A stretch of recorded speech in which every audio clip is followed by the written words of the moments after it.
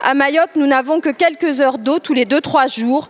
Une eau que l'ARS s'obstine à répéter potable, mais qu'il faut faire bouillir avant de consommer. Une eau puante, marron mais potable. L'ARS de Mayotte n'a-t-elle donc rien appris des scandales sanitaires? Le pack d'eau se vend entre 5 et 12 € à Mayotte. Pour une famille de 4 personnes, c'est au minimum 6 bouteilles par jour, soit un budget d'environ 300 € par mois.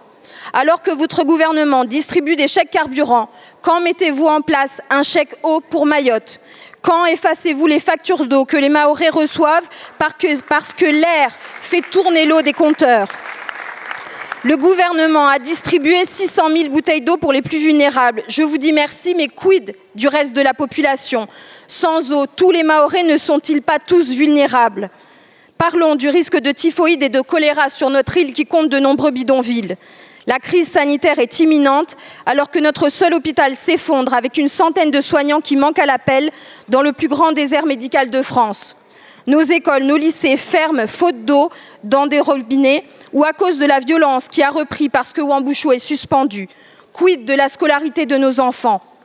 Pourquoi ne profitez-vous pas de la sécheresse pour nettoyer les rivières et les retenues collinaires, pour clôturer nos réservoirs d'eau? Pourquoi n'avez-vous pas commandé des citernes pour équiper tous les foyers mahorais? Combien de temps Mayotte peut-elle tenir dans l'état actuel des coupures et des réserves d'eau?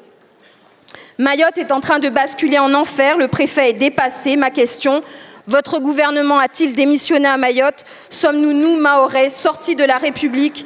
Quand allez-vous agir à hauteur de cette crise et de la République? Je vous remercie. Nous avons fait quoi? Nous avons mis en place ce qu'on appelle les chemins de l'eau pour sécuriser les écoles, les services publics et les établissements de santé. Nous avons mis en place vous le savez, dans chacune des communes, en accord avec les élus, ce qu'on appelle des rampes d'eau pour pouvoir apporter de l'eau là où il n'y en a pas. Nous avons apporté pour les écoles, pour 31 écoles, c'est vrai qu'ils n'ont pas d'eau, des bonbonnes de 1000 litres, de manière à ce qu'on puisse apporter aux enfants de l'eau sanitaire. Mais ça ne suffit pas.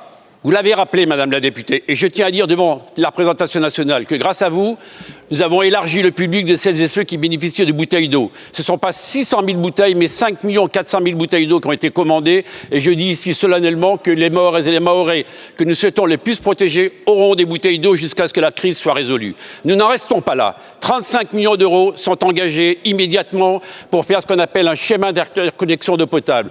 Pour colmater les fuites, parce qu'il y a énormément de fuites dans le réseau mahorais et nous sommes à côté des élus locaux.